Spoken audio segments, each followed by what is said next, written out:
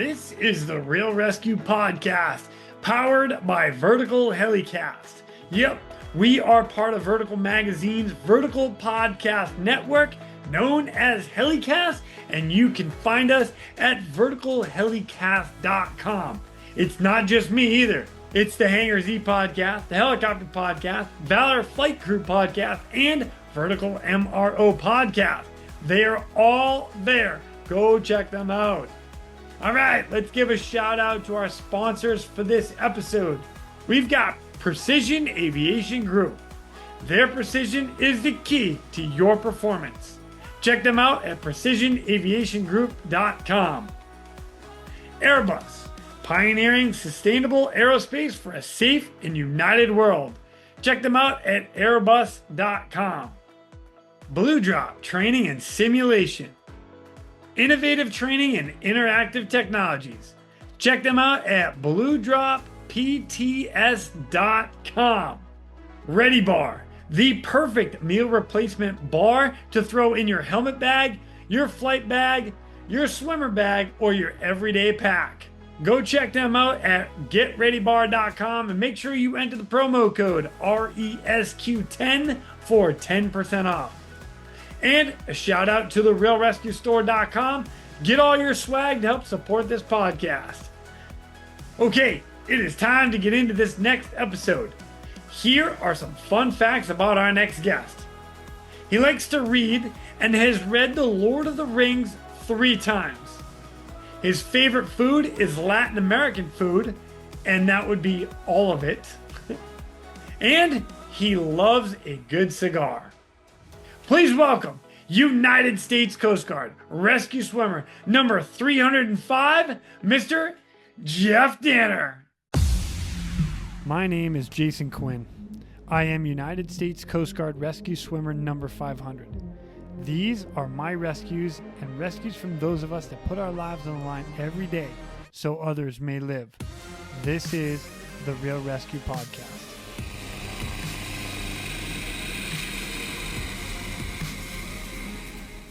Right. Ladies and gentlemen, welcome back to the Real ResQ Podcast. I've got another United States Coast Guard rescue swimmer with me. That's right, number 305, Mr. Jeff Danner. What's up, dude? How you doing? Man, I'm fantastic. It's good to see you, brother. You too. Thanks for extending the invite. Yeah. Oh my gosh, are you kidding me? Absolutely. As a matter of fact, it's kind of funny. Like, I remember, like, even I talking to VAI, and you're like, "Yeah, I told you I'd do it," and then you dropped me, and I'm like, "No, I didn't. I promise, I didn't do it." I'm glad it all worked out, and I can get you on here, man. This is good stuff. So, yeah, I'm excited to have you here, man. You have a crazy history with the U.S. Coast Guard, 25 years of service, 1, 2, 3, 4, 5, 6, 7, 8 units. And we got some rescues to talk about, and then a whole bunch of stuff in between. But let's start with this. Where did it all start? Where is Jeff from? What the heck brought you into the Coast Guard and being a swimmer? All right. I grew up in Ocean City, Maryland. And one summer, I think it was my junior year of high school. Yeah, my junior year of high school. The summer starting my junior year of high school, I worked on a fishing boat called the Miss Ocean City. It was a 72-foot, party boat, head boat. And the captain of the boat, his name was John Bunting. He was in the Coast Guard. Him and both of his two brothers served in Vietnam and were in the Coast Guard. His older brother, Victor Bunting, retired as a chief or senior chief. I think he started as a quartermaster, and his other brother, William Bunting. So I had a lot of exposure that way. And then their father, Captain Jack Bunting, is a retired warrant officer, and he was the commanding officer of the Chesapeake Lightship, and I want to say the Delaware Lightship. Okay. Well, he was a warrant officer. He was a chief warrant officer in the Coast, boatswain's mate chief warrant officer in the Coast Guard. So that's kind of how I got my exposure or knowledge of the Coast Guard. Then, as I thought maybe I wanted to go to Maine Maritime Academy when I graduated high school, and go into the military, through that route. But I never wound up going to college, and everything got kind of sidetracked after I graduated from high school, and decided I was think I was living up in Baltimore at the time, and I had to drive back to Ocean City for a traffic ticket that I got, as a because yeah, in Maryland, I think if you had more than once you got like 1 or 2 points, there was as a new driver, you had whenever you got that third point or that third ticket, you had to go before a judge and justify being able to keep your driver's license or whatever. So Oh anyway, I was driving man. back. Yeah, I know, right? So I was driving back, and I heard an advertisement on the radio about the Army GI Bill. And my father was in the Army; he served in Vietnam. So I drove. I said, "Well, maybe I'll do that.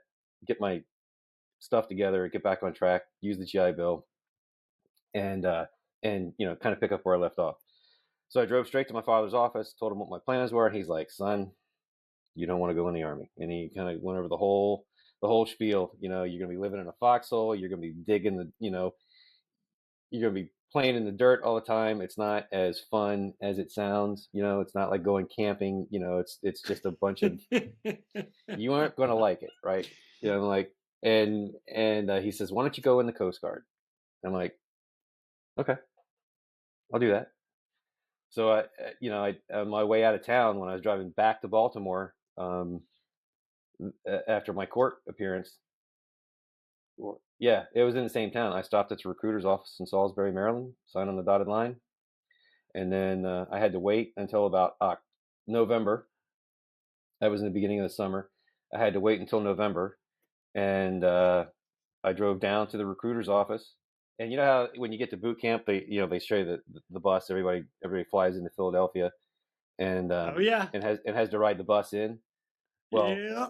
I didn't have to do that. My recruiter drove me to the Cape May Lewis ferry, dropped me off on the ferry. I rode across the ferry, an E2 or an E3 that had just graduated boot camp a couple of weeks prior to me, who was in permanent party. She picked me up, drops me off in the squad bay, right, at like, I don't know, 10 o'clock in the morning by myself, right? Gives me something to read. It was like those 13 general orders or whatever, you had to start memorizing your 13, 12, 11, Yeah. whatever it was, right? Yeah. So I'm sitting there trying to read these general orders in a room by myself, waiting for the rest of my company to show up. And another recruit comes in, and she sits him down right next to me, and he's from Ocean City, New Jersey. His name was Jim Krause. He was from Ocean City, New Jersey. I was from Ocean City, Maryland. And of course, they put us right next to each other and give us our general orders, and we had to start memorizing, but we can't talk, right? So we're just sitting there with our heads down like this, reading, and we're whispering back and forth to each other, for like 5 hours until the rest of because the rest of the company doesn't show up until like 8 o'clock at night, because they got to wait for everybody. Right. They got to wait for everybody to fly in. So we're just sitting there whispering back and forth to each other for like 6 hours, and anyway, boot camp starts, and graduated boot camp, and wound up going down to Miami as a non-rate. I was a plank owner on a 110, the Baranoff number 1318, which just got decommissioned like this year. Wow. And we were in a patrol boat squadron. We were one of 6 patrol boats, and all we did was patrol the Bahamas. Oh wow. So for 2 years, cool. yeah, Well, we did like 200. Is that cool? Yeah, no, being a non-rate, being in Miami as a non-rate was, especially in 1988, 1989, it was a shock to the system, man. It was an overload. It was just such a huge difference, from where I grew up. I mean, even though Ocean City gets really busy in the summertime, and there's a lot of people, it's not Miami, it's not South Beach, I mean, and at that time, South Beach was just starting to recreate itself. Like if you ever go back and watch Scarface, that's what Miami Beach looked like when I got there. When out that scene in the shower with Al Pacino, they break out the chainsaw and hack that guy up to pieces. Anyway, that's kind of what Miami Beach looked like when I got there. But when Penrod's reopened, they opened up the big nightclub down at the end of South Beach, and one by one, from all the way up the beach, everybody just started reopening all those buildings. All had bars and kitchens in them that they weren't using anymore, and they just kicked everybody out. Shut down for 6 months, renovated, reopened, and it was a brand new. It's still hopping today. From like 1988. But being a non-rate, thank God we spent 280 days a year at sea, because the boat was brand new. Because I don't think I would have survived, because the 2 the 1 or 2 weeks that we were back, we were just, Miami Beach, Coconut Grove, Miami Beach, riding motorcycles, drunk off our ass. I mean, I should have died 6 times, as a non-rate in Miami. I got all Damn, kinds, Jeff. I got in trouble, man. I was on the delayed advancement program for a little while. I got a DUI, which set me back 6 months, but then I finally got my name. On the A school list, but it was a very, very long wait. So I actually started striking bosun mate, and I almost made it. I took the test. I got a 78 on it. If I'd gotten an 80, I would have passed, and then I could have gone. But the only goal there was to become a third class, because you could put your name. Once you became third class petty officer, you would jump all the other non-mates on the A school list. So it wasn't to become a bosun mate to stay a bosun mate. My goal was, I just got tired of waiting, and I figured if I could make third class, I could go to number one on the list. But then it all kind of happened. I made it. I got to school. I mean, within weeks of not passing the test, I got my orders to A school. And February 3rd of 1991, I showed up at ATTC for ASM A school. Game on. Yeah. That's awesome. So we had. So what'd you get through school? Because we talk about school left to right. Unless there's anything that really stands out to you about school that you want to share. No, I mean, it was no different than any other person's experience in A school. Get your ass kicked for a couple months. Yeah. All right, you go to your first unit then, right? Elizabeth City. Yeah. Game on. As a matter of fact, so 91, you went there. Who was in charge? Who was in charge of the shop at the time? Well, at the time, the chief had gotten fired. I can't remember what he was not. He was not a rescue swimmer. He was an old school AO. Something had happened with one of the C-130s. I think they had a hung drop or something. It caused some damage with the to the underbelly of to the beaver tail of the Herc, and that was kind of like the straw that broke the camel's back. The chief was replaced. He I think they put him in training, and they were without a chief for a little while. But then Daryl Jelikoska, the master chief, he was the master chief. Oh yeah. He was the master chief over at the support center. So he came over to the A school, or to the air station. So he ran the shop. So he was the master chief. He was running the shop. We had, it was Mike Thomas was probably the biggest influence on me there. He was a second class running night check. I had and Tim Rocher. Tim Rocher, they put me on night check as soon as I got there. Tim Rocher was the first class that was running night check. Mike was the second class. Mike had just come up from Clearwater, and Mike just knows. Between him and Tim Rocher, I don't know if there are any other ASMs that know more about a C-130 and the maintenance, doing wing rafts and all the stuff that goes along with working on a Herc. I don't think there's anybody else that knows more than those two, and they were just super knowledgeable. But anyway, that was kind of my first experience, in the coast. And as I was getting qualified, I think I got there in July. They didn't even, when I graduated, I got my certificate. I was the only one in my class that graduated when I graduated A school. You're the only one? Well, there's only classes of 6, but I was the only one. Yeah, I was the only one that graduated. Jason Myers graduated later, but he was like 6 months, almost a year later. But he got into some problems. So I was the only one that graduated from my class on time as class 4891. And it was like Bill Rankin, Butch Flife, Tony Adams, and Keith Jensen and Larry Burns and Russ Davis. Lou Britt just showed up. All of them against you. Well, they made me walk. When I graduated. They didn't even give me a ride to the A school after I graduated. I had to walk. I'm walking down the street. I got my certificate in my hand. I'm in my chops, and I'm walking from the A school to the air station to go report. And Bob Hannaford sees me walking. Bob Hannaford, one of the ASMs from the shop, he sees me walking down the street. He's like, "Come on, dude, get in. I'll give you a ride." I'm like, "All right, cool." So, and then as soon as I get there, I think that day I got to go on a swimmer flight. Daryl, the master chief, is like, "Hey, you want to go on a swimmer flight?" I'm like, "Sure." He's like, "All right, here's my gear." He gives me all his gear because we were about the same size. And I go on my first rescue swimmer flight with Adam Mosley. He was the rescue swimmer that took me out. Went down to Oregon, and within 1 or 2 days of being there, of checking in, I was flying and getting my getting my stuff done for my syllabus. Yeah, man, that's so cool. That's kind Yeah. of funny. I can't believe the guy didn't even give you a ride. Didn't even give me a ride, man. Not even in a Cushman, you know? Oh, that's terrible. Kind of funny, but terrible. Yeah, it's just the way. I mean, and I'll get into it later, the record keeping and stuff when I tell you about the numbering system, how that how that goes there. But Yeah.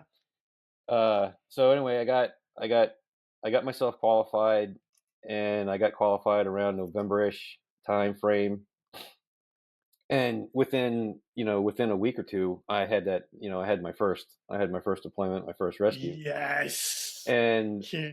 and Number everybody one. was and everybody was upset because they're all like, everybody was on a dry spell, right? But shortly after that, that dry spell went away for everybody. But the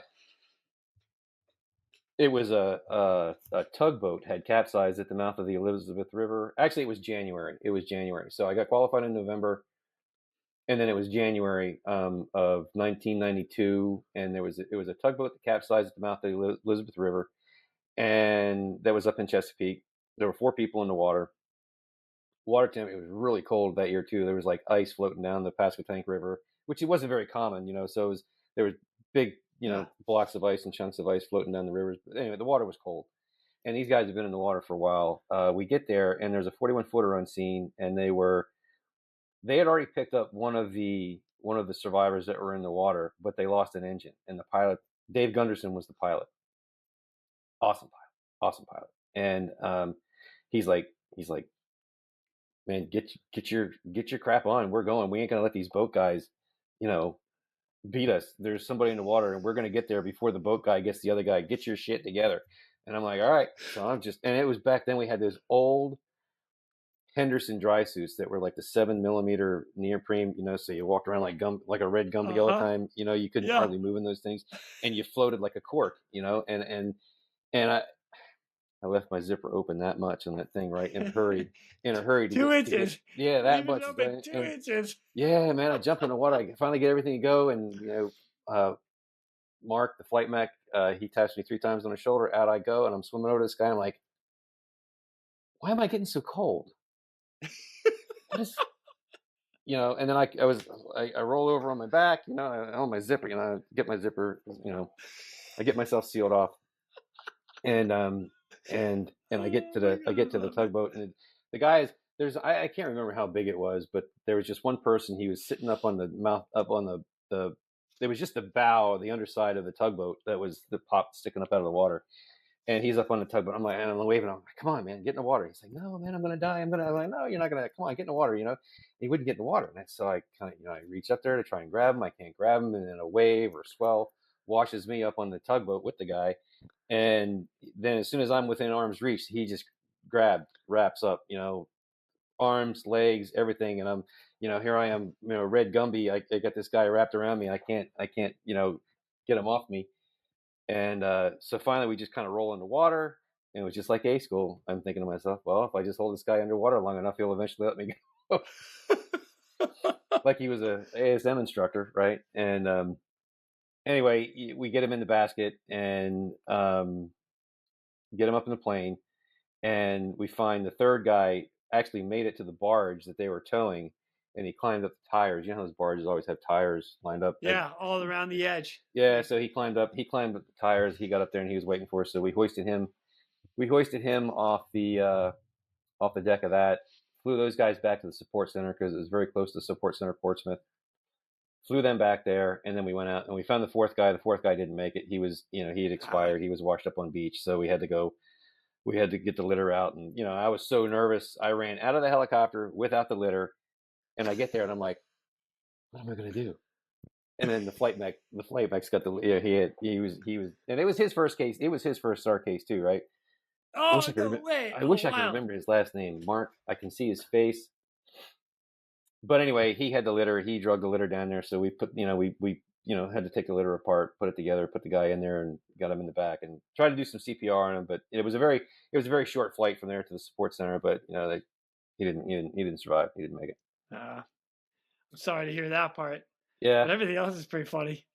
So I think right now, out of all the stories that I've heard, you might be the second guy I've ever heard that actually had to wrestle with somebody in the water. Like somebody like Yeah, grabbing on, yeah. A school wise, instructor wise, trying to drown your ass. You'd be like, really? Well, he You wasn't want? trying You to. want? I think he wasn't trying to drown me. It wasn't anything. He just once I got within arm's reach of that guy, he just latched on and he held on with everything that he had, and I just couldn't. I just couldn't get him. Couldn't get him to let me go. You know, and so I just had to. He wasn't. I didn't have to hold him underwater very long. It was just a very slight. You know, I think as soon as his face hit the water, as soon as his face was underwater, and he knew he wasn't going to be able to. You know, he couldn't breathe. He let go. So it wasn't a huge um, it wasn't a huge wrestling match, but yeah, I had yeah. My money was on you right from the get go. Just so you know. Oh my gosh. So we talk about that in school, and that's part of the reason they hammer on us. Yeah. But I most of the people that I've ever personally had encounters with, they're very like they take direction very well. They'll do Yeah. exactly what you say. They want to get out of there, you know. Yes. Like I said, it was January. The water temperature was like 27 degrees. The air temperature was even colder than the water temperature. And this guy was in the wind, and he was up on the bow of that boat, capsized for at least 2 hours, right? Oh my God. An hour, 2 hours. You know, it was. He was there for a long time, and I don't think he just wasn't in the right frame of mind. Obviously, I mean, Yeah. who would be after cold, wet, 25 degrees? You know. Yeah. Yeah. Yeah, he was just in a state of panic. Oh my gosh. Case number one. Yeah, case number one. Buddy. And then shortly after that, that was the year of the perfect storm.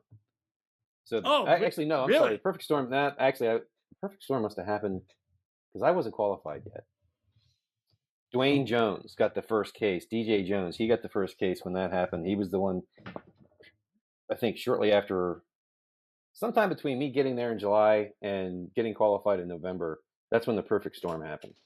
Because I remember I couldn't fly on it because I wasn't qualified yet. Oh. But DJ got he got a case right prior to that. I think he was the first air medal. That year started a whole string of air medals in Elizabeth City. That you know, the whole, you know, Mario Vitone, Dan Lenihan, Dwayne Jones, Tom Holroyd, Mike Thomas, Scott Adlon. I think I'm leaving somebody out. They all got air medals or Mike Odom. That was the year that was when Mike Odom, you know, when he got left unseen.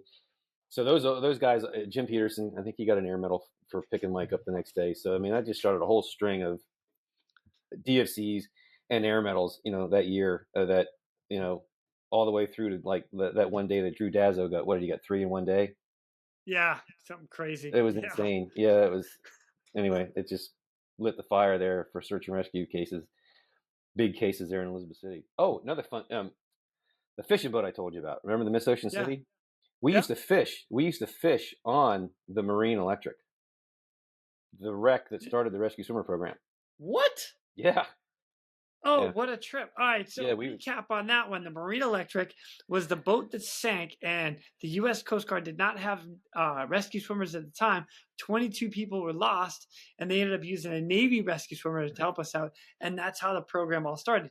So you're telling me that boat is on the bottom of the ocean, and you guys are driving out to that wreck to fish because it's good fishing grounds. Caught a lot of fish off that boat. Dang, what a trip. Oh, what? Jeff, I'm learning so much right now. This is amazing.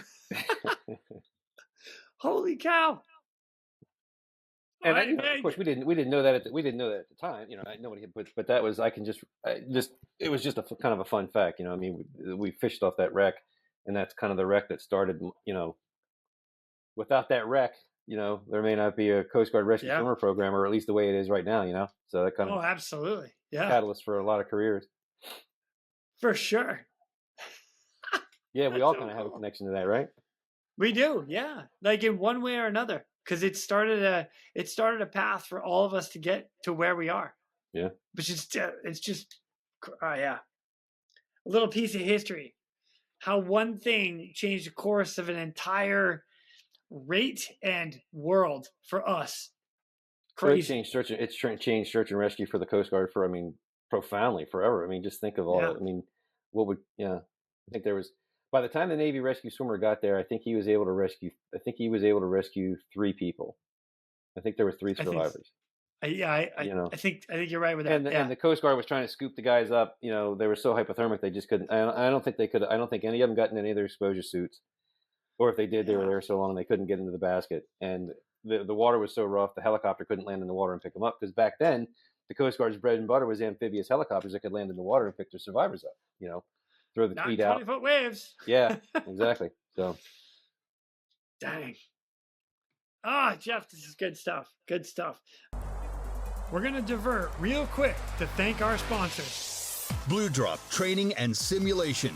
Blue Drop Training and Simulation for equipping your team with essential training solutions, including highly interactive courseware and advanced VR/MR simulation training tools. Explore more of Blue Drop's training solutions at bluedropts.com. Does anything else in ECD stand out to you? Well, yeah, because that's when we'll go into the Trisar, because that's actually where it started. All right. The Coast Guard. Hold on one sec. Let me read this real quick. Okay. I'm going to fast forward to Miami real quick, because you go to Miami next. Mm-hmm. And when you finish Miami, let me read this. This is really good. You earned yourself a combination medal here, and this is what it says. Citation to accompany the award of the Coast Guard Combination Medal to Jeffrey A. Danner, Aviation Survivalman, 2nd Class, United States Coast Guard. Petty Officer Danner is cited for outstanding achievement while assigned to Aviation Engineering Department, Coast Guard Air Station, Miami, from July 1995 to July 1997. During this period, Petty Officer Danner vigorously pursued the design and development, evaluation, and implementation of the Trisar rescue swimmer harness.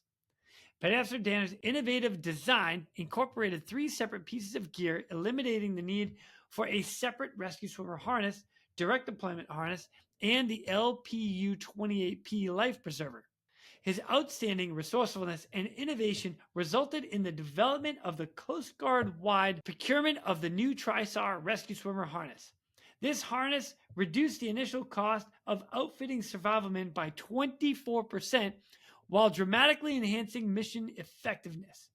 Petty Officer Danner's superior economic design provides exceptional benefits to deploying rescue swimmers, including enhanced safety, increased mobility, improved comfort, and easier access to other survival gear.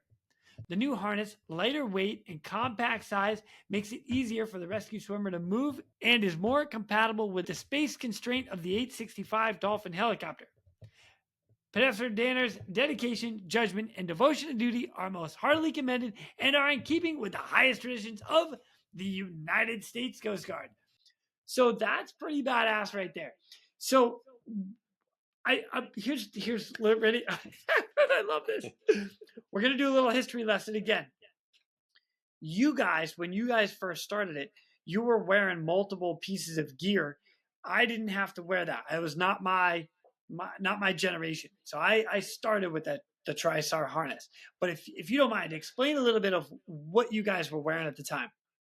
All right. Well, we had the HBU-11, which is the Navy Rescue Swimmer harness and I never used the Navy Rescue Swimmer harness. I had the Coast Guard LSC version. That was the HBU-11P, but some guys still had that Navy, because the Navy had the frost fitting that you could disconnect when you're doing the military aviator double pickup. If you had a combative, the theory was if you had a combative survivor, you could engage that frost fitting and it would disconnect. The rescue swimmer would stay connected to the rescue hook, but the survivor would fall back down to the ocean, right? But the Coast Guard didn't.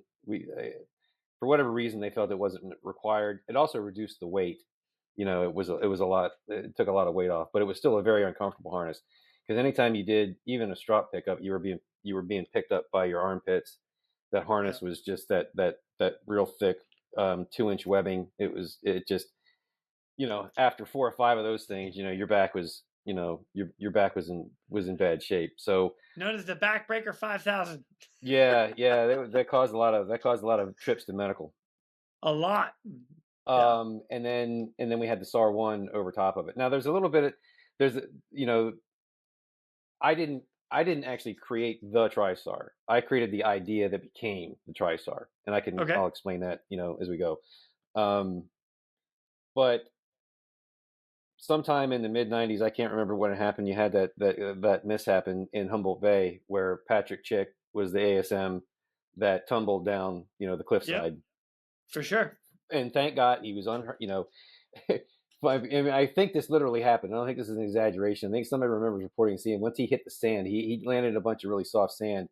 He was laying on his back. He picked his feet up and he could shake his feet, and then he lay back down again, just to make sure he wasn't paralyzed, because it was a violent fall. I mean, he fell from a long way. He fell from a long way away, or a long way up. And anyway, they came out with the stand team came out with this direct deployment seat harness so that we could do it. It was a vertical surface rescue that Patrick was on, and he was about 100 feet up.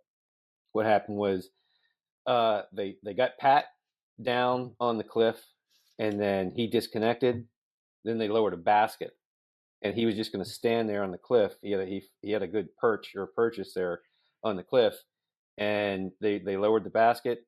And the plan was he was just going to assist the survivor into the basket, and then either clip on or wait for the second evolution to pick him up. What happened was the survivor lunged for the basket when it came down rather than waiting. He panicked, and when he lunged, he actually made it into the basket, or at least could hold on to the basket enough to get up the hoist, but it knocked Pat. It knocked him loose from the cliff, and then he tumbled down the cliff. Thank God he's all right. No major injuries. But then that was the catalyst for the direct deployment. So that way a rescue swimmer could do a vertical surface rescue without having to disconnect. So we had the quick strap. It created the quick strap and this big red diaper that we had to wear that was just supremely uncomfortable. I mean, it was the most uncomfortable piece of gear. I mean, because it didn't. What it did is it wrapped around your legs, the bottom of your legs, and just squeezed your thighs together. So you know what kind of discomfort that's gonna cause, because the weight is just gonna. It was just a horrible piece of equipment. And then the way it connected kind of like it had a funky. It was British, so that should explain it. It had a funky way of connecting across your chest, and it went over top of your SAR-1. So if you ever needed to get to a flare, if you're in the water and you ever needed to get to a flare, or you get to your PRC-90 or your knife or whatever it was, you had to disconnect your shoulder, the strap that came across your shoulders, which kind of creates an entanglement problem. If you're in the water and things kind of float off you, you don't know if your arm comes off or whatnot. So it was a safety. It was, in my opinion, it was a safety risk to be in the water, to have to undo it and then try to figure out how to get it connected back together again in any kind of a rough sea state, to be able to get hoisted back up to the helicopter in case you had to disconnect. So and I wasn't the only person that thought of this stuff. Everybody in the shop was like, every time the stand team would come, why do we got to use this thing? Why can't you guys just make us a repelling harness or something that we can use that just makes it more comfortable? Everybody was thinking this. It wasn't, it wasn't like some genius idea that only I thought of that popped in my head. We were all talking about it. So I don't know. Stand team came, did their visit one or two times. They really didn't give us they're just like, look, this is what we got. This is what you're going to use, deal with it, kind of thing. So we had received a shipment of webbing from a company called J. Wynell Rock and Rescue in Pennsylvania. And there was a catalog with it. And I started flipping through the catalog, and I'm like, that's what we need, that right there. It was a harness for cave rescue, or guys that were like in sewers, that had to go down through a manhole, had to get lowered down into a manhole, but it hooked up from your shoulders. It had 2 D-rings on your shoulders, but it was a full body seated. You were sitting, you weren't being picked up by your armpits. And I'm like, that's what we need. So I called these guys up and I told them who I was. I told them what I was looking for. I said, can you just send me a harness to play around with to see if I can reconfigure it and make it look, or make it more usable for our purposes? And he's like, yeah, sure. And back then, it was a $250 harness back then, and this is a small company out of Pennsylvania. Yeah. So he sent me the harness, and I cut off, obviously it wasn't, there was a lot of modifications that had to be made to it. So I cut the because it didn't have the chest strap on it for the lifting V-ring or the snap hook for the Madpoo. So I had to cut that off of the rescue swimmer harness, the HVU11, and I had to sit down at the Class 7 and figure out how to sew it on this thing. The Class 7 is a sewing machine. I'm going to help everybody out real quick. Yes, all of us can sew. It's a sewing machine that'll put a needle through a quarter. If 25 stones a quarter, it'll put a needle through a quarter. Make sure you're wearing safety glasses when you try it. Exactly, yeah. It's for sewing really, really thick pieces of webbing, leather, and stuff like that. So I sat down at the Class 7, and I didn't do a very good job at it. I just was trying to make it, functional. So I cut off the flare pockets and the rescue swimmer knife and everything, and I just took all the stuff off the rescue swimmer harness that we need. I attached it to this harness and took it out to the hoist, sat in it, and like, this will work, right? So by that time I was transferring from Elizabeth City to Miami, so I hadn't completed it yet. But what I did was I sent the version that I made, I sent it back to Real ResQ. They created a whole new harness out of what I sent them and sent it back to me. And then I took that and I sent that to the stand team under the beneficial suggestion program, right? Because I was the intent was never to make money. We just needed a better piece of equipment. But that was the only path. That was the only path that we had back then, was beneficial suggestion. So Ted Finney shows up. I get to Miami in 1995. The summer of 1995, I finish it up. I send it to Real ResQ. They send it back. I take a look at it. We go out to the hoist, play around with it. Roger Shivers was there. I think Tim Raymond, Brian Farmer, maybe. We were all just checking it out. And it worked great. It's perfect. So we sent it to the stand team. Ted Finney comes back around the next year for his stand visit and says, "Hey, here's your Trisar." I'm like, "What?" He's like, "Yeah, this is the Trisar. Remember that idea that you submitted?" Because mine didn't have inflation. Because these guys didn't. They were a rock climbing company. They didn't deal with rescue swimmers or people in the water. They didn't have a mode or a method to attach inflation to it. Right? They weren't equipped for it. But I kind of didn't want the flotation. I was thinking, because when they trained us in rescue swimmer school, if you ever have a survivor without flotation, you could take your SAR-1 off, inflate it, give it to them, and stage them from your SAR-1. Give them flotation. So I'm like, well, this could kind of work out anyway. So it still combined two pieces of gear into one, and it was much more efficient, much more comfortable, and much more user friendly than that red diaper that we had to wear, the direct deployment harness. So what the stand team did is they took that idea, they took it out to San Francisco. Jim Sherman was the senior chief running the stand team at the time. I saw videos of him using it on some of the vertical surfaces out in San Francisco. And they ran it through all the paces, and then they sent it to Life Saving Systems Corporation, who makes all of our equipment, or who at the time, and still does, was making most of our equipment. And, I heard through the grapevine, Sam Manis, I'd never met the guy, but he wasn't very, when he got this piece of equipment, he's like, "What the hell is this? Why is my equipment, why is my chest strap, why are my flare patches, why is, my snap hook and my this and my that attached to this other guy's harness?" And I'm like, I don't know, we just wanted a piece of equipment. I was just thinking outside the box. I wasn't trying to steal anybody's stuff, Yeah.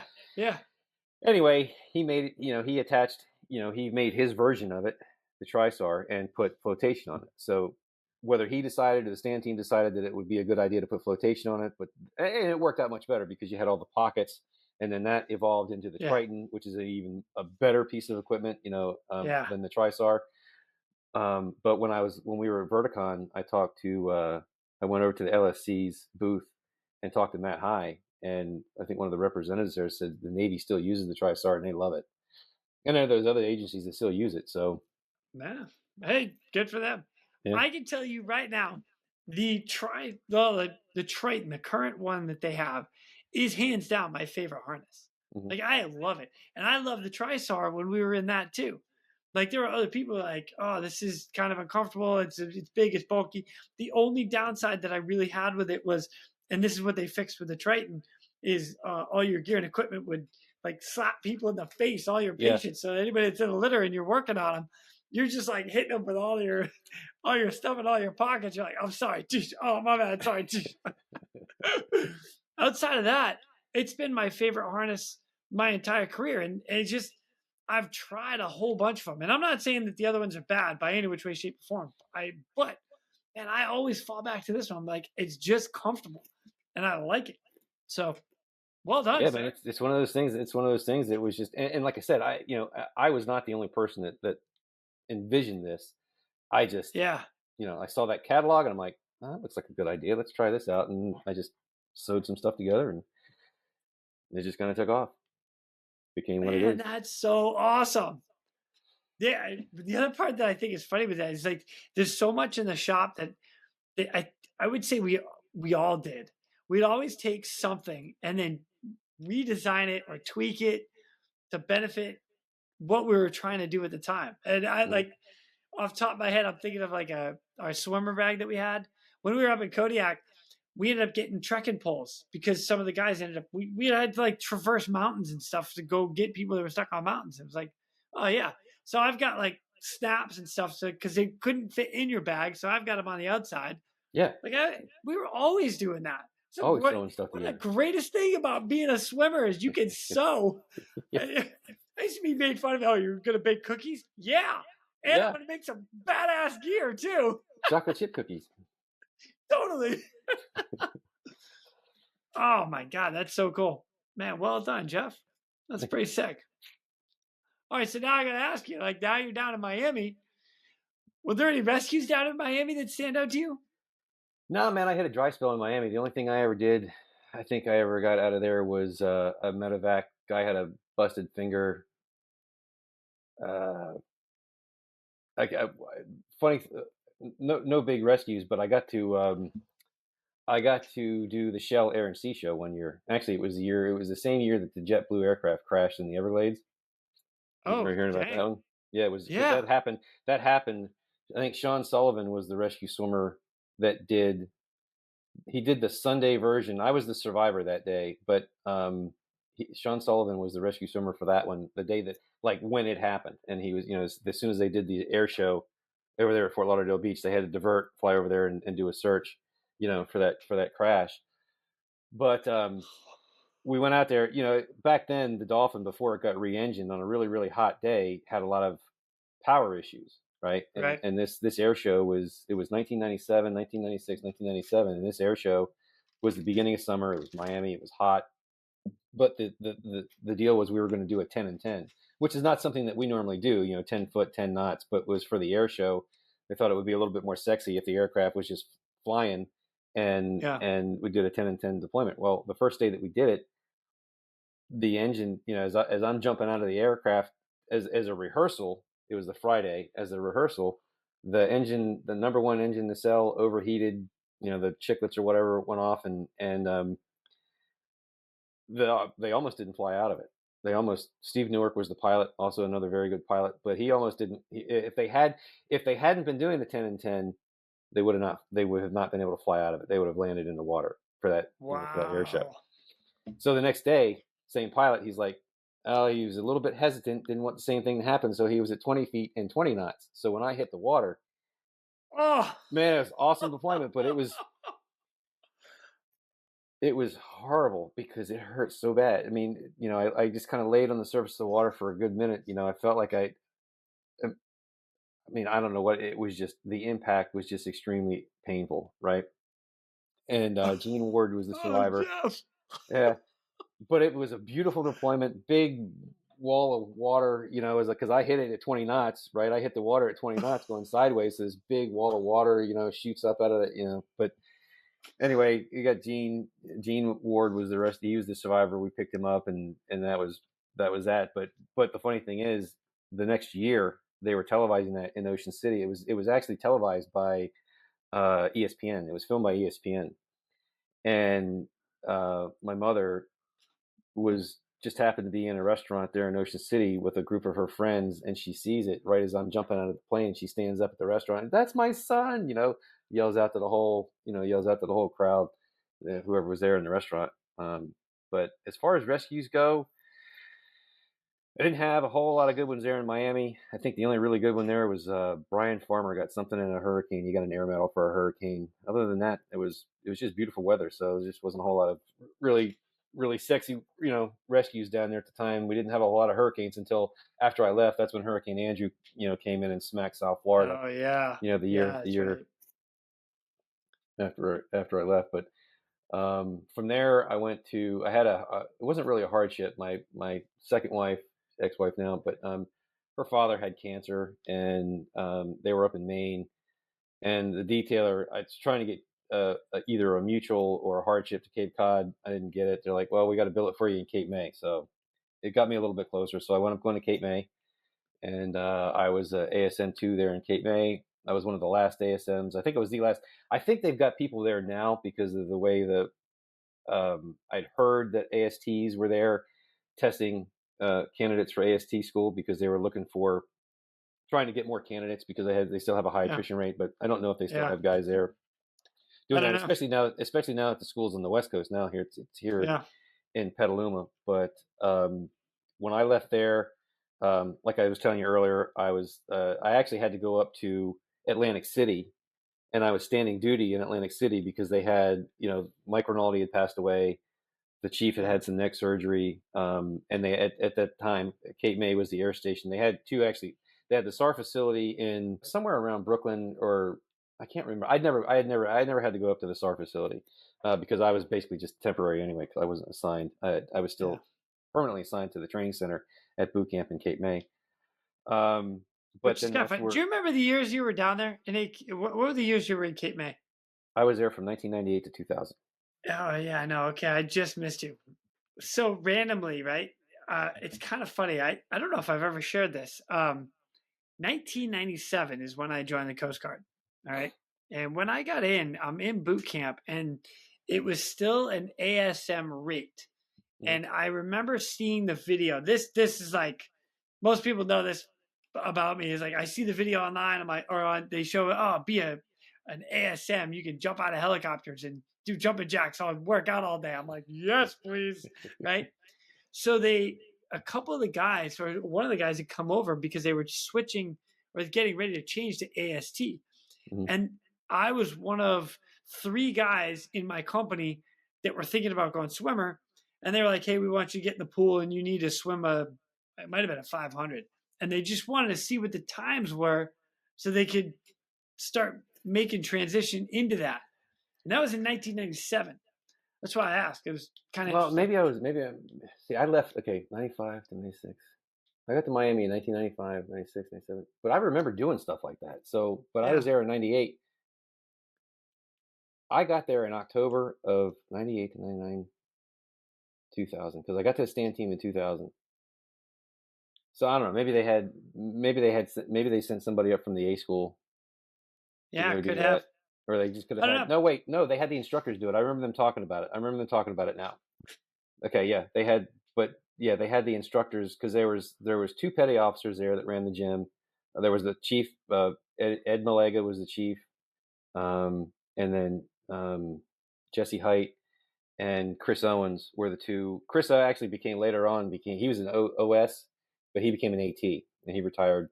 He retired as an AT, but those 2, and then we had a couple of non-rates that worked the gym. And basically we were just gym instructors. The recruits would come in. They had standards that they had to pass: push-ups, sit-ups, standing broad jump, mile-and-a-half run, stuff like that. They had to pass the swim, do the survival float. So we were just there to facilitate that stuff to make sure they could meet their minimums for recruitment. Nice. And then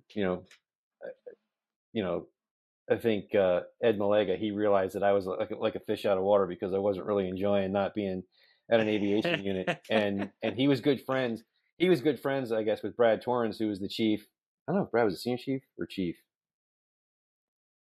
He was either a senior chief or a chief. I can't remember. Atlantic City had a senior chief. Dave Hoover showed up. Dave Hoover replaced Brad Torrens, and he was a senior chief. I remember that because Dave and I were in Miami together. But anyway, they were having a beer together sometime, and Brad said, "Yeah, we need extra bodies." And Chief Malega was like, "Well, I got a swimmer down in Cape May that he wants to start swimming again."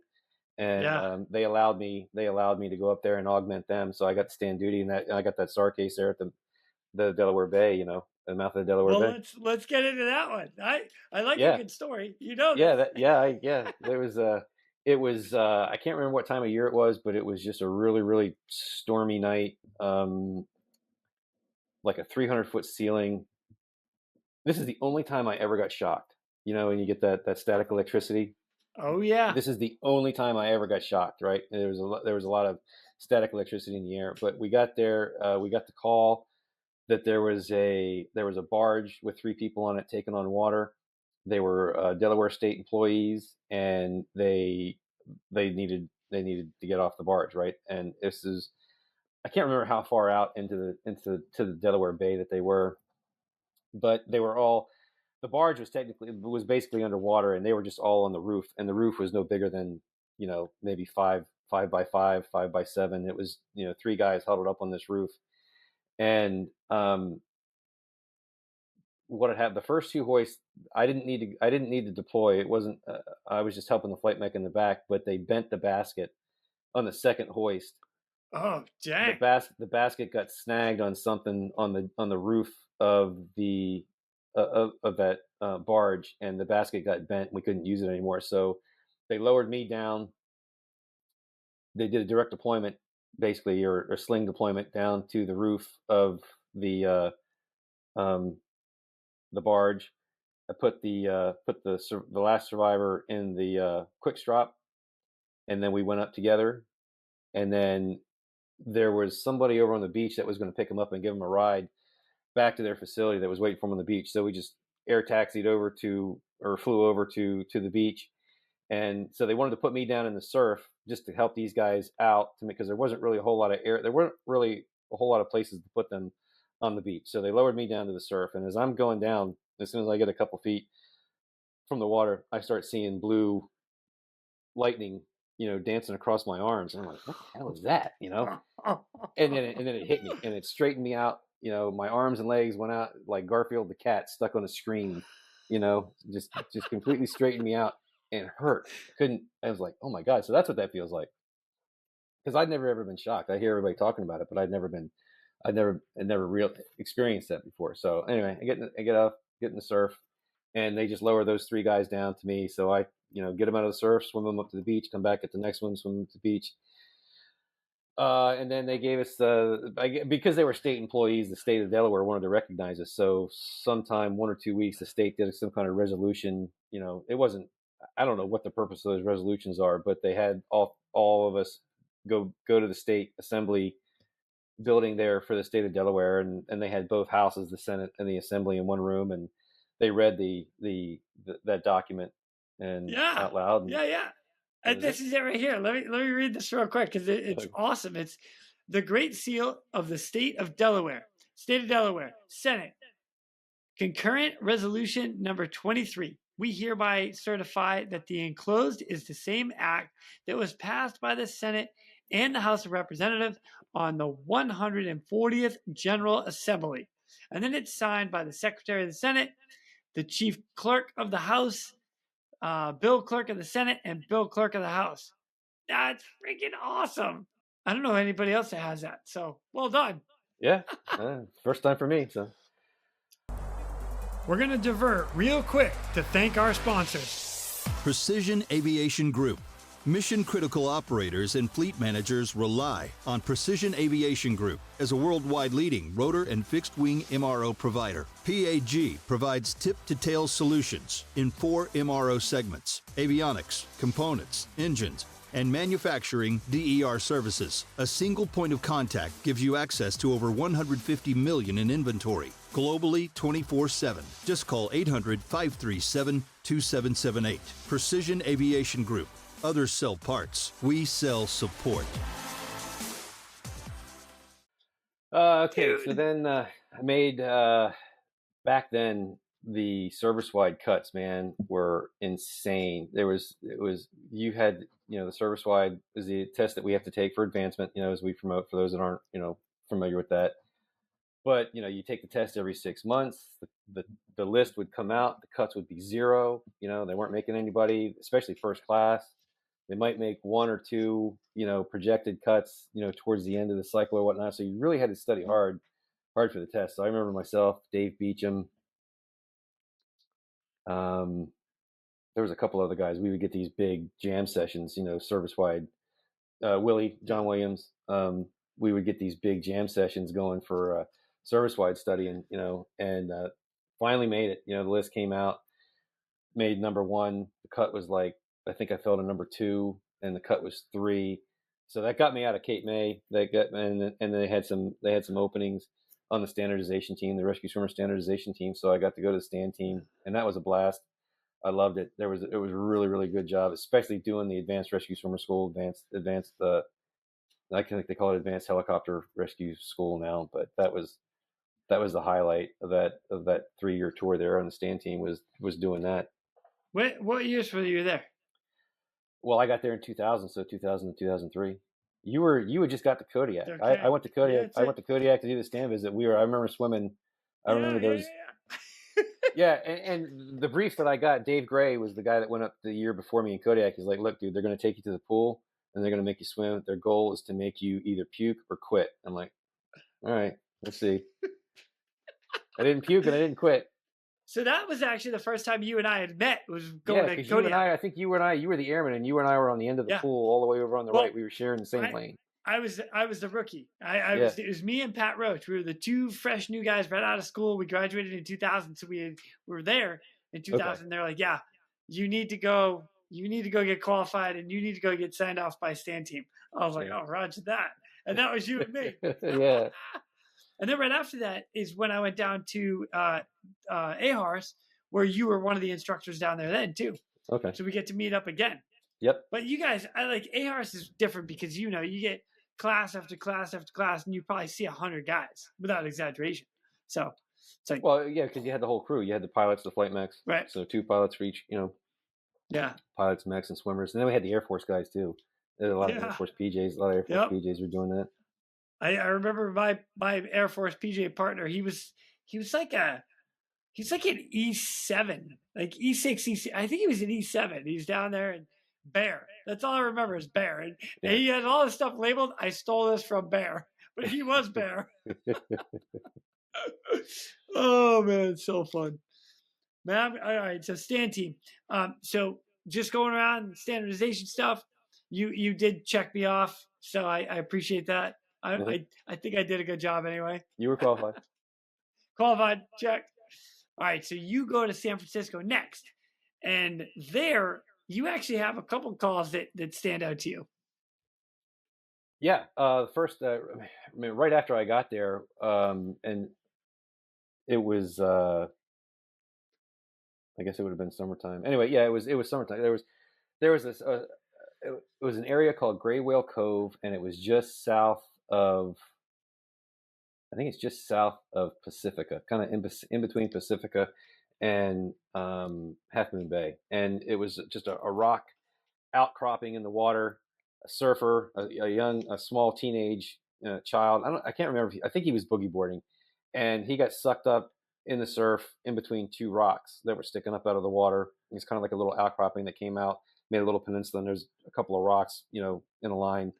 And a surfer, I don't know if he knew the kid or not, but he went over there to try and help the kid out. But of course, with the ebb and flow of the water, the kid got spit out the other side of the rocks, but then the surfer got stuck and he couldn't get.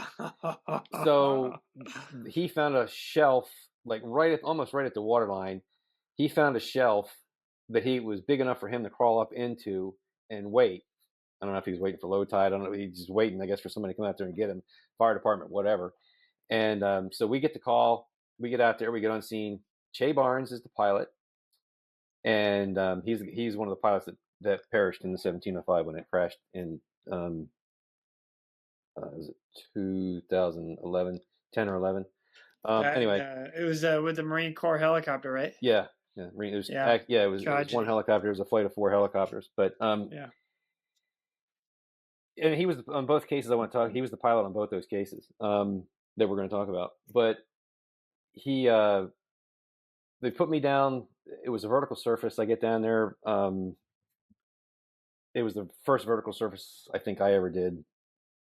For not beyond other than training, And so I just get lowered down there, and in between the two rocks, get the quick strap around this guy, and we hoist him up, and of course, the TVs, the channels are all there checking it out, and we lower him down to the beach, and I can't remember. I think I went down first, and we lowered him down on the basket. Yeah, I went down first, and we lowered him down on the basket, waved the crowd, and back up, and away we go. And the kid was fine. He made it out the other side. And you just literally delivered him back to the beach? Yeah, just took him right back. He was fine. Yeah. You good? Yeah, bro. Yeah. I'm freaking gnarly, bro. I'm good. Just put me back down. I got my car, man. I got to drive home. Yeah. I lost my board, so I got I'm done for the day. And then the second case that stands out there was there's a little Japanese. It was a 40-foot sailboat. One man from Japan, couldn't speak any English, sailing by himself, and he was sailing. I think ultimately he was going to sail back to Japan, but he was sailing from San Francisco to Hawaii, and 2 or 3 days into his journey, his rudder breaks, and he's drifting for 8 days. 10 days total. He was at sea for 10 days total, but he had been drifting for about 8 days. So, however far he had made it, he had drifted back to Monterey, California, the peninsula, and he was about 100 miles offshore. Well, the night before, we had a training flight the night before. So when the SAR alarm went off and we got launched at 4 or 5 o'clock in the morning, you know how it is. All your stuff is all over the place, drying from the night before. Your dry suit, your harness, your mask, fin, snorkel, everything, and I throw everything together, and I misplaced my mask.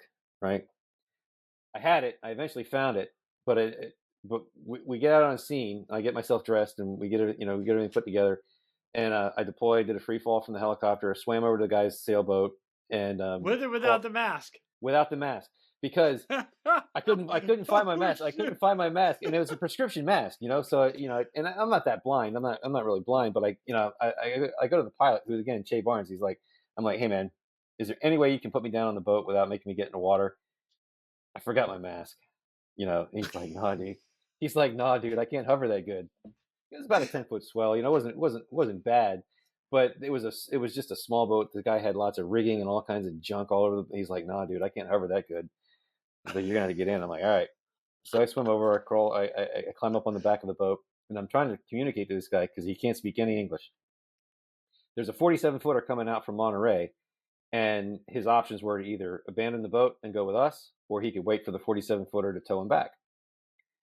So he was able to understand me enough to say he was going to wait for the boat. So I'm like, all right. So I get back in the water, go up to the plane. We fly all the way back. It's about an hour flight. We fly all the way back to San Francisco. We get back. I start unloading all my gear. The pilot and I are both in the bathroom at the urinal, relieving ourselves, right? And our dry suit, as you know, we had that relief zipper, right? So you could go to the bathroom, right, at your groin, so you could go to the bathroom without having to strip down all of that, equipment. And the SAR alarm goes off. Same guy. We had to go back out and get him because whatever repairs he had made to his boat, he couldn't wait for the 47-footer to get there because he was sinking again. Oh no! So I didn't zip up. I just, Did you at least grab your mask?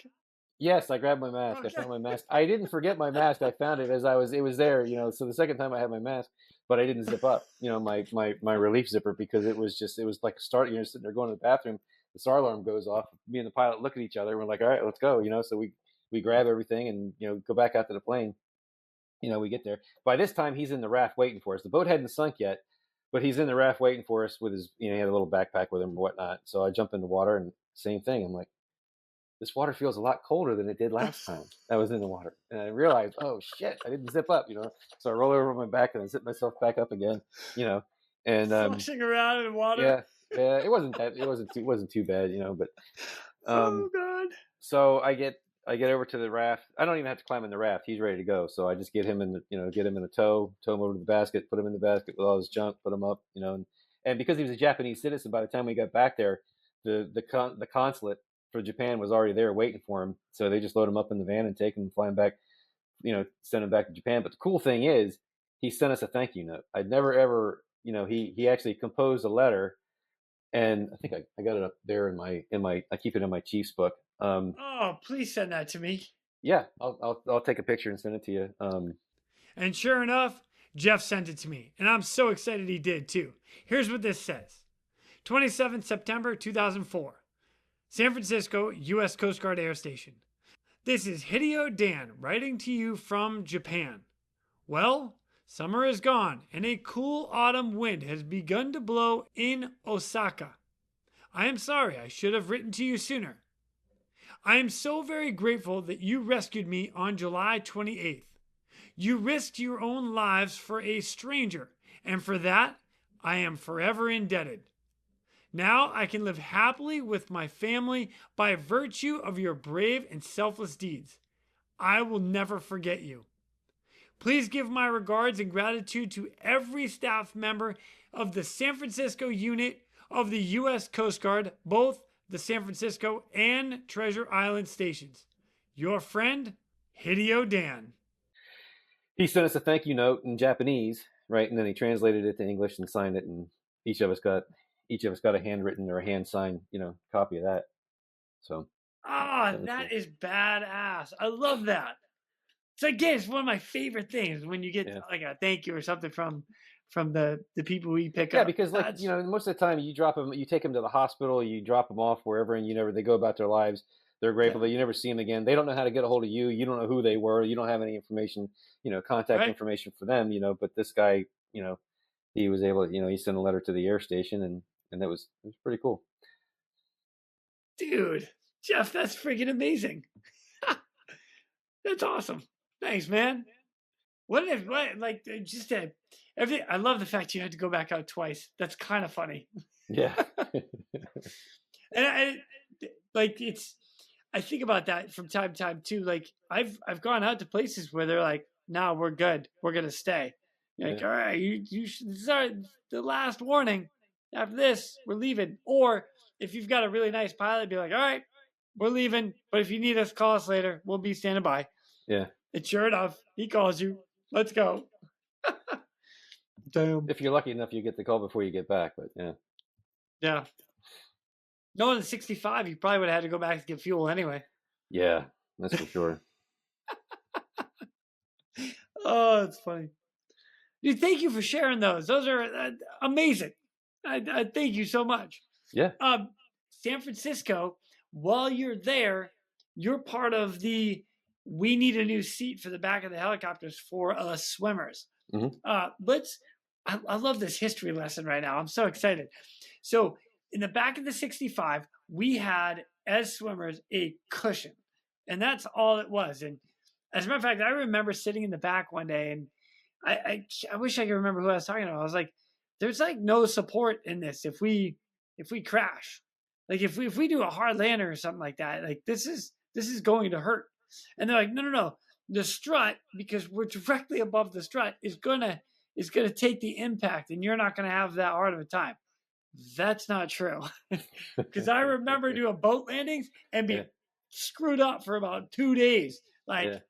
Can't friggin' move. Anyway. Well, I had guys, because the raft, especially for tall guys, that raft is right there at your feet. So you can't ever sit straight in the seat. You had to sit. Nope.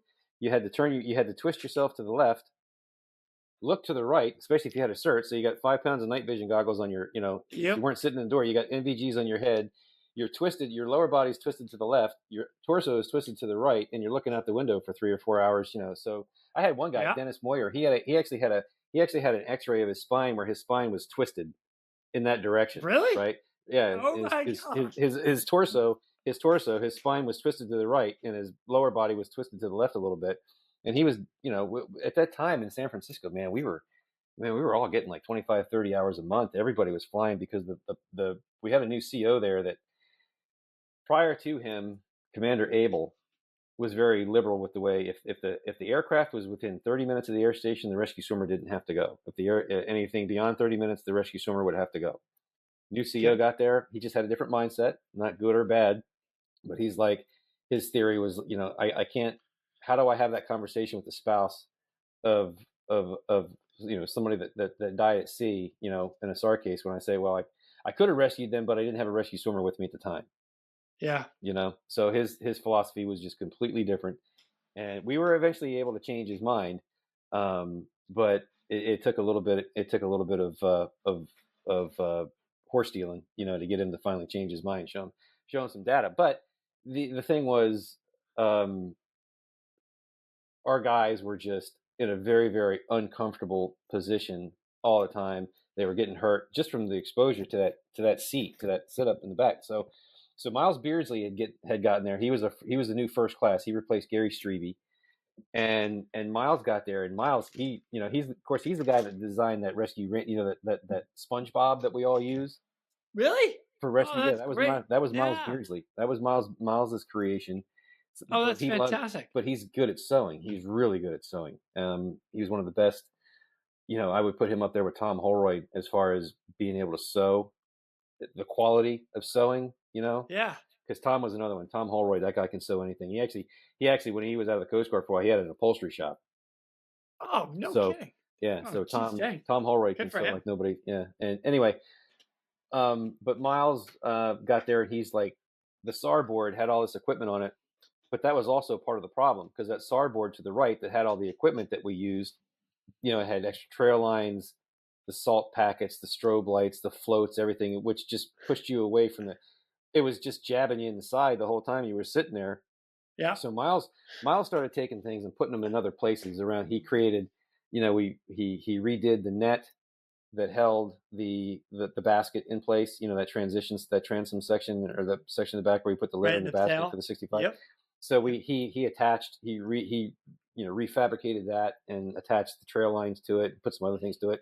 He put some stuff up by the flight mech station, where the flight mech sat, just to make it easier for like chem lights and salt, the strobe lights, all the stuff the flight mech was going to need during a hoist. He put it up, he relocated it up there. So we started taking stuff off the SAR board, and the goal was to get rid of the SAR board. Now, whether or not they did or not, I don't know. That was after my time. But, we started running out of seat cushions, those little orange seat cushions. We started running out of those seat cushions. And I tried to purchase new ones and contacted ALC. ALC says, we only have like 6 left, and we don't have a new source of supply. I'm like, what do you mean? What are we going to replace them with? They're like, I don't know. I mean, that's not an exaggeration. They're like, I don't know. We don't have a source. So I said, well, who makes them? And they gave me a name, some contact information, and I was able to contact somebody over in France where the seats were made. And, the guy was dead. He was passed away. So there was nobody making new seats for the 65. And I think part of the reason was that was prior to 9/11. They were looking at putting the flight mech and the rescue swimmer in the same chair. They were looking at it was on the same track. The seat mech's chair could slide back and forth, right? Well, there was a dual seat system they were looking at that the seat pan would fold up. The seat pan would fold up when it wasn't being used, could be turned to the side and pushed all the way up against that door on the left-hand side of the 65. So for hoisting, it wouldn't take up. It had actually a smaller footprint, I think, for hoisting than the existing seat. But when they redid, they took all those hard mounted.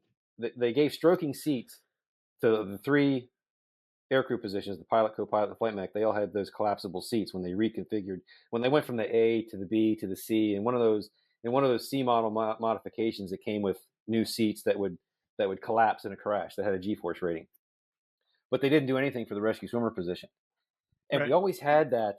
Remember the VIP seat in the 65? Yes. It was an old gray, hard, rigid seat that was about this tall, that you could. Yeah, it's only a couple inches off the ground, or like a foot off the base of the floor of the aircraft. Yeah.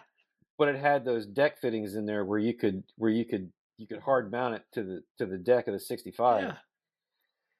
So I wanted something like that we could put in the back, but I couldn't find, and when I called ALC, they whatever replacements, whatever modifications or replacements they were looking at prior to 9/11, they had stopped, and it would just gotten forgotten about. They had no idea what they were going to they didn't even know they were running out of seat cushions. They didn't know that they didn't have a replacement for the seat cushion. So I called Jeff Tunks, who was at Ulcy Prime, and he gave me the number of some lady up in headquarters, and I got permission from her. Her name was Kathy. I can't remember her last name. I just remember her first name was Kathy. Anyway, she was very friendly, and she's like, "Yeah, go ahead, see what you can find. We authorize you to find a replacement for the rescue swimmer seat in the 65." I'm like, right on. I find a company in Scappoose, Oregon, which is just outside of Portland, southwest or southeast, southwest of Portland, and they make seat cushions for aging aircraft. Right, that's their specialty. Seat cushion replacements for aging aircraft, and they use a specially engineered foam. That the foam is the G-force rating, the crash rating. So in other words, the foam is so super.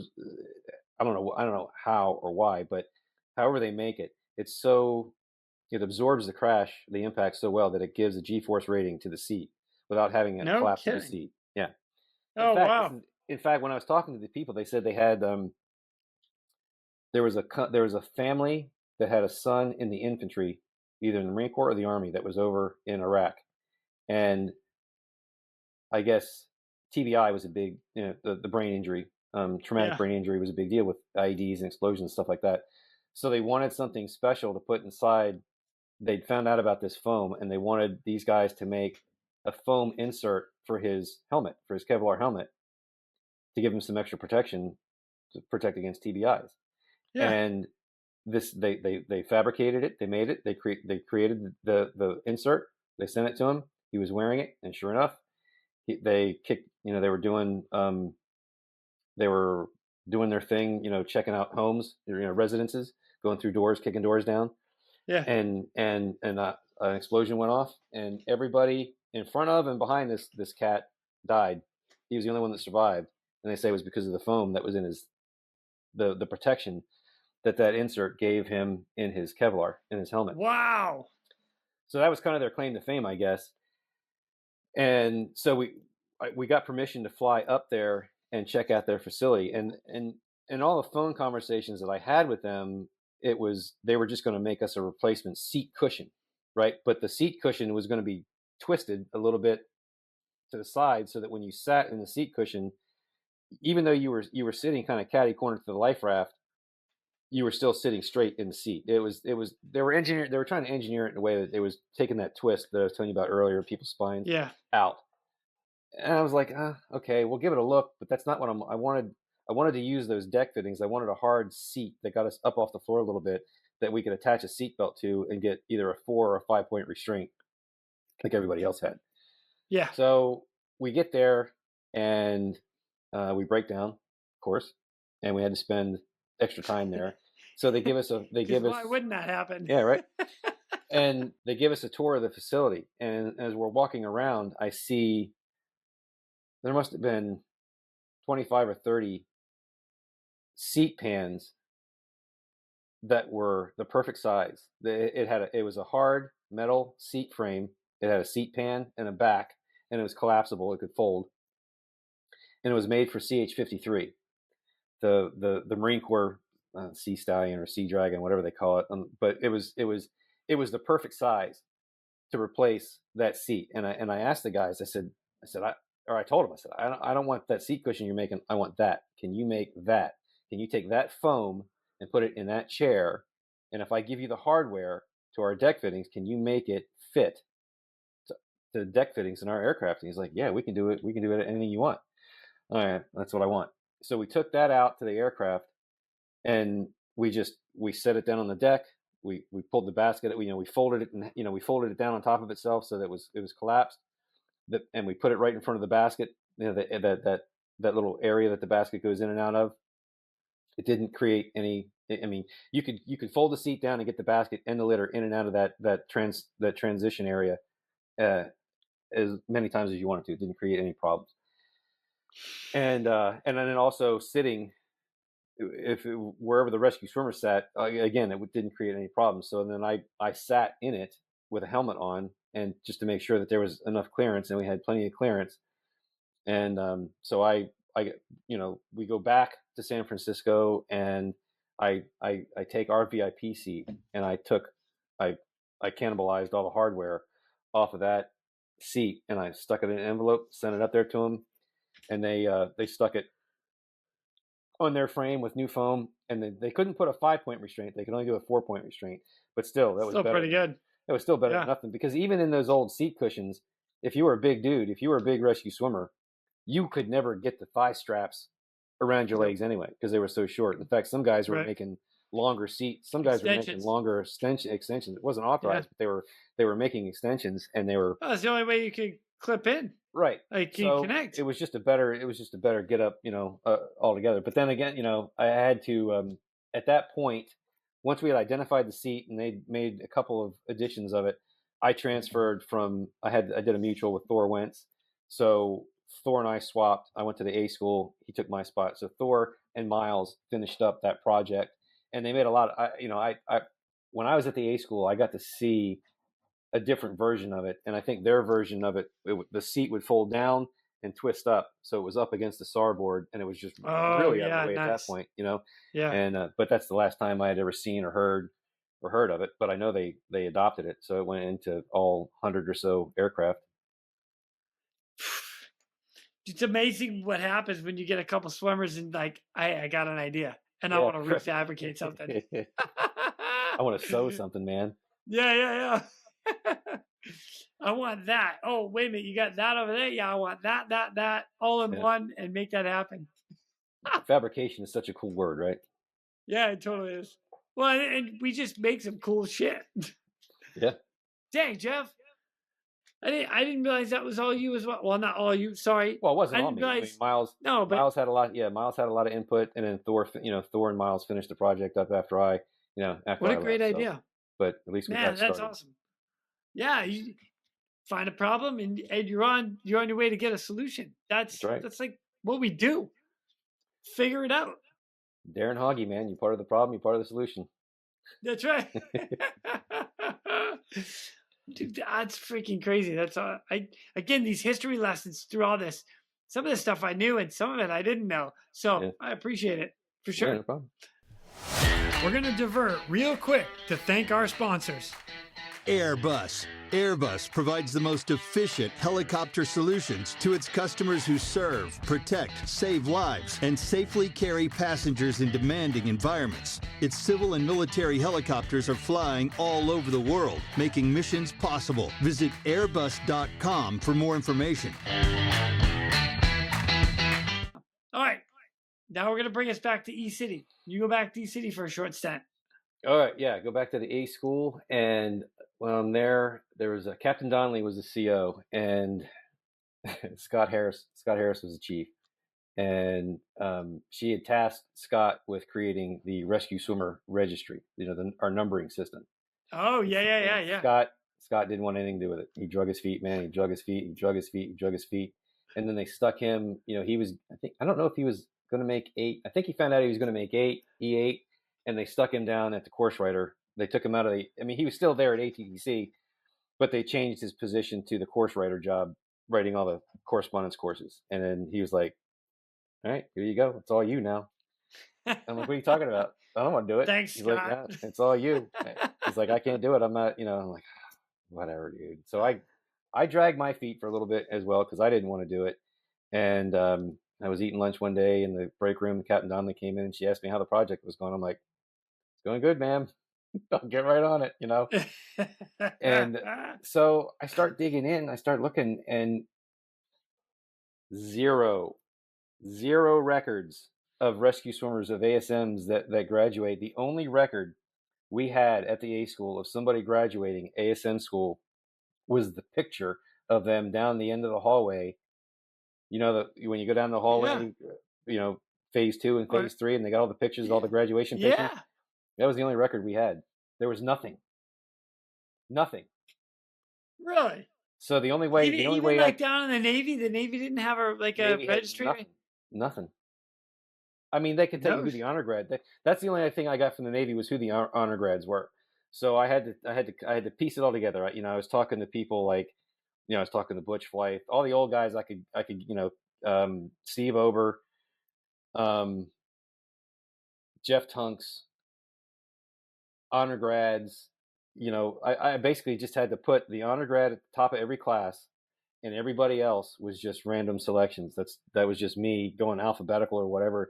Okay, you're number 1, you're number 2, you're number 3. You know, so that got the first, you know, 4, and then the honor grad for the second class was going to be number 5, and then 6, 7, 8, and then the honor grad for the third class was number 9, and then 10, 11, 12. You know, it just went down the list that way until, you know, and some people didn't even make it. They had their picture taken, and they were on the photo, the graduation photo, but they never graduated. Right, but that's right. They didn't make it through school. Or some people weren't in the photo. Some people were sick or whatever, and they weren't in the photo, but their name was there. You know, so I had to. You know, it was just I apologize to anybody out there that's, you know, miffed about how they got numbered, but that's how it went down, and that's why Scott was probably dragging his feet so much, because he knew that there was no way of really coming up with an accurate number, you know, until the A school finally started keeping records. Now they got it down to, you know, the PT tests, your written exams, everything's, you know, kept tracked on a spreadsheet,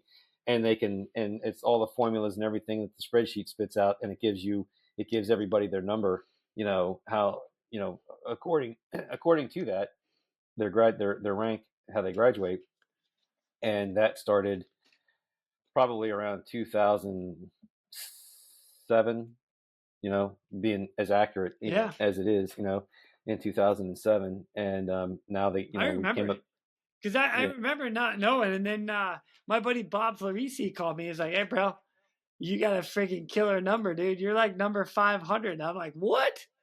That's how it came up to me. I was like, "That's sick." Well, we if anybody contacted us at the school, we would send them we came up with a certificate with a little gold stamp or seal on it. Yeah. So we would send everybody their certificate. Now when they graduate, they get their certificate with a coin. Yep. And that's the standard process now. So yeah, it's freaking sick. One of the things that I really like about it is like it's very unique. There's only a handful of other like sections or other branches that do something like that. Like the pilots are numbered, but and that's why Captain Donnelly wanted it, because the pilots are numbered. She's like, I can tell you what my number is. Why don't you know what your number is? You know, this is a big deal. Why don't you know what your rank? So we did it. Oh, it's great. The Canadian Sartecs, they're all numbered as well. Mm-hmm. You know, because there's a small amount.